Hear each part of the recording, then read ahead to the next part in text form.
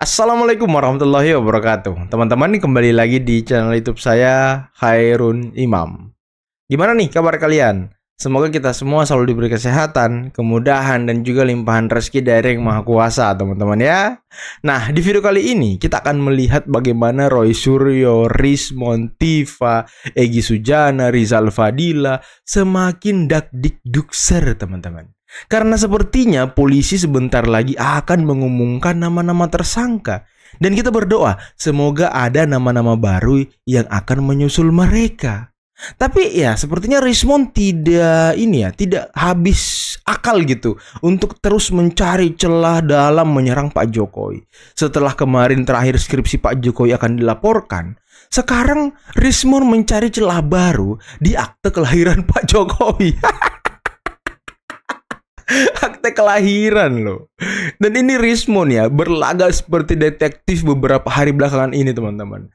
Jalan ke sana kemari, mencari informasi ke sana kemari untuk membebaskan dirinya dari jeratan hukum. Sampai-sampai dia tidak menggunakan lagi nih pengacara TPUA karena mungkin nggak kompeten gitu. Makanya Rismon menunjuk pengacara sendiri untuk dirinya sendiri, teman-teman. Aduh Mon, usahamu sepertinya tidak akan membuahkan hasil. Karena ya bukti-bukti yang lu temukan selama ini tidak ada yang masuk akal gitu. Aduh, dan ya saya jadi teringat teman-teman, saya jengkel banget, saya kesel banget dengan orang yang namanya Rizal Fadila. Masa dia di video sebelumnya ya, masa dia menuduh Pak Jokowi itu tidak menjalankan agamanya dengan baik, makanya kena azab berupa penyakit. Tapi Pak Jokowi ternyata udah sehat sekarang, teman-teman. Dan Rizal Fadila shock. Kayaknya sih dia hampir pingsan gitu melihat Pak Jokowi sehat. Kok sehat gitu? Bukannya kena azab. Kawan lu tuh kena azab tuh. Sampai sekarang belum ada kabarnya si Egy Sujana. Itu baru kena azab. Sakit berminggu-minggu ya kan. Itu azab Rizal Fadila. Nah tungguin aja lu nanti kena azab juga dari Allah ya. Kena azab. Azabnya apa? Masuk bui. Itu azab kalian yang akan kalian terima atas perbuatan kalian selama ini memfitnah Pak Jokowi. Aduh udahlah, jangan standar ganda dalam menjalani kehidupan. Dan jangan overacting, jangan mengambil peran Tuhan gitu dalam menilai ibadah seseorang. Jangan Rizal Fadila. Saya tahu Anda di tim pembela ulama aktivis, tapi jangan overacting gitu. Jangan mengambil job desk Tuhan, jangan. Anda berbahaya sekali Rizal Fadila. Nah, terakhir ini ada video juga teman-teman dari mantan Kabareskrim Polri, yakni Bapak Irjen Pol Komjen Pol Ito Sumardi kalau nggak salah teman-teman ya, yang menjelaskan secara rinci bagaimana nasib dari Roy Suryo dan kawan-kawan setelah menuduh ijazah Pak Jokowi palsu, dan nantinya ketika dinyatakan bahwa ijazah Pak Jokowi memang asli, tamatlah riwayat mereka teman-teman. Oke, sebelum kita mulai videonya jangan lupa like, subscribe, dan share. Dan tanpa perlu berlama-lama lagi, mari kita mulai videonya berikut ini. Digital Forensik Rismon Sianipar kembali menyoroti dokumen-dokumen Joko Widodo. Sebelumnya, Rismon mencurigai ijazah dan skripsi Jokowi palsu. Kini, Rismon menyoroti soal akta kelahiran milik Jokowi. Akta kelahiran loh. Hal itu disampaikan Rismon Sianipar melalui akun X pada Jumat 27 Juni.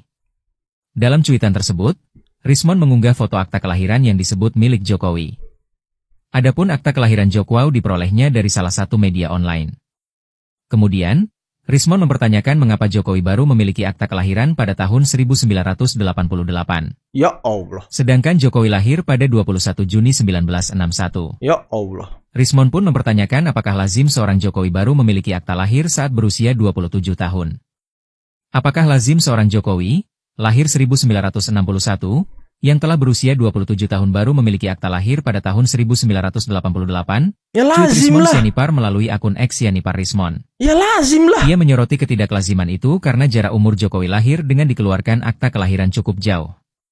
Sontak unggahan Rismon menuai beragam tanggapan dari publik. Beberapa netizen berpendapat bahwa keterlambatan mendaftar akta kelahiran bisa saja terjadi. Betul. Bahkan warganet lainnya turut menceritakan pengalamannya yang telat mengurus akta kelahiran. Nah ini orang-orang ini yang katanya ahli tapi otaknya itu ya nggak jalan teman-teman. Akalnya itu nggak jalan gitu. Dia di tempat doang. Rismon, istri saya sekarang umurnya sudah 31 tahun di tahun ini. Dan dia nggak punya akte kelahiran. Karena nggak diurus. Karena daerah tempat dia tinggal dulu, ya itu perkampungan banget gitu. Dan memang ada sebagian orang yang telat mengurus akte kelahiran. Karena memang mereka tidak membutuhkan itu dalam hidupnya mungkin. Gitu Rismon.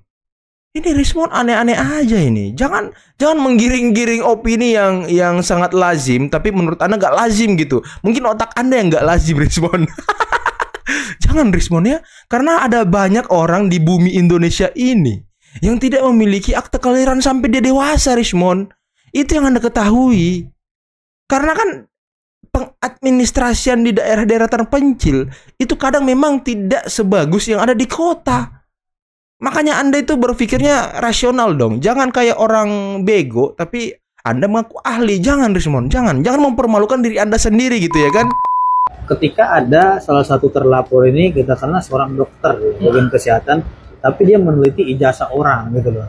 Apakah memang itu hal yang kompeten? Iya. Dia seorang dokter bukan meneliti kesehatan tapi meneliti ijazah. Iya betul juga. Kalau menurut saya itu sudah overlapping ya. Seperti seorang kan ya kan, saya seorang koki. Tapi saya meneliti bangunan ini kenapa 10 lantai, betonnya berapa yang dipakai ya, itu namanya ya istilahnya ya nggak pada tempatnya lah. Yang jelas di sana itu juga akan membongkar diri sendiri tidak berkapasitas, bahwa tidak setiap orang berhak mengaku dirinya sebagai ahli. Ahli itu hanya berlaku ketika dijadikan saksi di depan sidang. Dan bukan dirinya yang mendeklar ya. Seorang rektor pun dia memberikan keterangan, bukan keterangan ahli, keterangan pribadi seorang rektor. Betul. Seorang dosen, dia mau berkoar-koar ngomong sejuta kali. Dia itu pribadi. Ya, seorang meskipun ya kan dia hanya seorang dosen biasa, tetapi dia dapat tugas dan dia sudah pernah terbitkan buku minimum 3, dia diminta keterangan di depan persidangan dan diterima oleh hakim, itu namanya saksi ahli. Dan saksi ahli itu nilai hukumnya itu tergantung daripada penilaian hakim. Nah, kalau setiap saksi ahli itu bisa memutuskan perkara itu benar atau tidak benar, wah, kita jadi pengacara pecah semua, nggak perlu. Betul, buat apa punya ahli? Betul. Pakai saksi ahli aja, kan gitu kan? Itu sudah berkelebihan. Oke, pasal 184 KUHP kan sudah sangat jelas. Nah, garis bawahi, tidak setiap orang bisa mengklaim dirinya itu ahli. Apalagi dia seorang akademisi, terus mengatakan, bukan akademisi, dia seorang dokter, tapi menganalisis ijazah, menganalisis yang nggak jelas, yang tidak sesuai dengan program studi yang dia jalani, teman-teman. Terus dia ngaku-ngaku ahli. Ahli apaan Anda? Mana bukti Anda ahli? Mana, pernahkah Anda membuat jurnal penelitian terkait dengan keahlian Anda? Pernahkah Anda membuat sebuah penelitian tentang A, tentang B, tentang C? Ya selama ini Rismon mungkin adalah beberapa ya kan. Tapi Roy Suryo Tiva, emang dia ahli apaan? Ahli nujum. Aduh. Ya kalau kita lihat ya apa yang dilakukan ya, pembuktian oleh Pak Rismon misalnya tentang KKN-nya, tempatnya kan sudah terbantahkan oleh masyarakat di sana, betul. sekretaris desa di sana kan sudah terbantahkan itu. Kemudian surat kedaulatan rakyat kan sudah terbantahkan juga. Katanya pasa dan puasa gitu kan, nggak ada nama Jokowi, ada nama Jokowi di situ. Dan itu pun dibuktikan oleh siapa? Bukan sama siapa-siapa, oleh Rismon sendiri yang buktikan itu. Nah sekarang masalah adalah pasar pramuka. Dalam logika aja itu nggak masuk akal. Karena apa? 2005 itu dalam Pilwakot Kota Solo. Itu namanya Insinyur Joko Widodo, bukan Dr. Andes. Yang bikin kata Dr. Andes itu siapa? Karena kita kan berpatokan kepada lembaga resmi, yaitu KPU. Dari KPU itu terpampang di situ Insinyur Haji Joko Widodo. Ya kan? Terus 2010 juga begitu, Insinyur Joko Widodo dan Pak FX Rudi berpasangan mereka sampai 2 periode. Nah, 2010 ke 2012 cuma 2 tahun. Ngapain dia mesti nyetak-nyetak ijazah? Karena ijazah itu tidak perlu secara fisik. Yang penting adalah fotokopi dan dilegalisir stem basah dari institut ya, atau universitas yang menerbitkan ijazah itu. Sedangkan undang-undang PKPU kalau nggak salah nomor 9 ya, yang 2012 itu hanya SMA yang dibutuhkan. Hanya SMA ya. Jadi korelasinya itu nggak ada. Ini seperti saya bilang, nomor yang saya katakan tadi ini omong kosong. Hanya mencari popularitas atau pansos untuk saudara Betor itu. Enggak, Betor ini sedang mengacak-acak partainya sendiri ya kan. sedang membuka borok partai sendiri, teman-teman. Karena dia sempat bilang kalau katanya di partainya itu dulunya banyak yang memalsukan ijazah, ya kan. Membuka borok partai sendiri. Inilah orang-orang yang kalau ngomong tidak pakai otak dan akal pikirannya, teman-teman ya. Ngomong di rumah Pak Jokowi ada bunker lah buat nyimpan duit. Terus dia nggak pernah lihat, hanya menuduh-nuduh begitu. Aduh, udahlah, masukin juga nih namanya nih ketersangka nih. Emang nggak jelas juga orang ini. Ngomong-ngomong Pak Jokowi ngurus di pasar pramuka lah ijazahnya, bahkan katanya ijazah SMA-nya diurus di pramuka lah. Ya udahlah, orang-orang yang nggak waras ini, aduh, bingung saya nganggepinnya, teman-teman. Pusing loh menghadapi orang-orang seperti ini. Tapi untungnya sudah dibantah ya oleh para petinggi elit dari PDIP. Bapak Prasetyo Edy, Andi Wijayanto, dan lain sebagainya. Bahkan anggota DPR RI yang kemarin juga sempat menyatakan bahwa ya ijazah Pak Jokowi ini sudah dilakukan verifikasi faktual oleh lembaga-lembaga negara. Jadi ya tidak ada alasan untuk meragukan ijazah tersebut gitu. Jadi ya memang kesaksian Betor ini nol besar, teman-teman. Karena dia juga memberikan kesaksian dengan katanya-katanya, hanya mendengar dari orang. Nah, itu kan bukan kesaksian dia sendiri. Saya pikir dia yang melihat sendiri, teman-teman. Rupanya dia omon-omon sendiri gitu. Aduh. Tanyalah kepada diri kita, apakah etika saya itu hilang gak gitu? Kan dia kan mencari etika yang hilang. Siapa? Kalau saya melihat yang selama ini di medsos itu, di media itu, malu saya. Hilang etika tuh, ngotot, ngeyel, memaksakan kehendak, teriak-teriak. Sebenarnya itu mempermalukan buat diri sendiri. Betul, ya. Pak. Betul. Kalau saya mengatakan demikian, ya mungkin tidak sependapat, silakan aja. Saya melihat saat ini masyarakat terpecah. Ya. Tetapi kalau bagi saya nggak peduli. Iya. Karena bagi saya harus bicara profesional, saya harus bisa kebenaran. Kalau saya meyakinkan bahwa ijazahnya Pak Jokowi itu menurut pengalaman saya dan pengetahuan saya itu ada indikasi palsu, saya nggak mau ngomong. Iya. Ngapain saya bela beliau? Kan saya juga sama Pak Jokowi juga, meskipun dulu pernah kenal waktu saya duta besar, tapi kan kalau memang seseorang salah, buat apa saya bela? Secara logika, kemudian secara normatif, ijazah ini adalah produk daripada lembaga, yaitu UGM. Yang bisa menentukan ijazah itu asli atau tidak, secara administrasi, itu adalah yang ngeluarin dong. Ya. Bukan polisi. Ya. Nah, kemudian nanti secara hukum adalah di pengadilan. Ya. Kenapa mesti takut? Sekarang kan saya yakin mereka-mereka itu merasa dengan dikatakan bahwa ijazah ini sudah identik dan otentik ya. Bahkan otentik saja dipermasalahkan. Saya bingung. Orang yang mempermasalahkan otentik ngerti bahasa Indonesia nggak sih? Otentik itu asli. Orang hukum mengaku hukum tapi nggak paham hukum. Di polisi itu adalah penyidikan. Untuk pemeriksaan tidak bisa polisi gitu memberikan namanya kepastian hukum, nggak ada. Ya. Yang bilang kan gampang, sederhana. Pak Jokowi lihatkan aja udah beres. Itu hanya orang yang berpikir sempit yang mengatakan demikian. Orang yang berpikir Kalau sempit saya ya. Mindset saya udah mengatakan ijazahnya palsu. Mau dikasih lihat saya sejak dari pertama sampai sekarang, nggak mungkin saya percaya dong. Pasti saya akan bilang, oke, buktikan ijazah kamu itu adalah asli. Cara membuktikannya di negara kita, negara hukum, harus bikin laporan kan. Kita laporkanlah ke polisi. Menjadi satu kasus.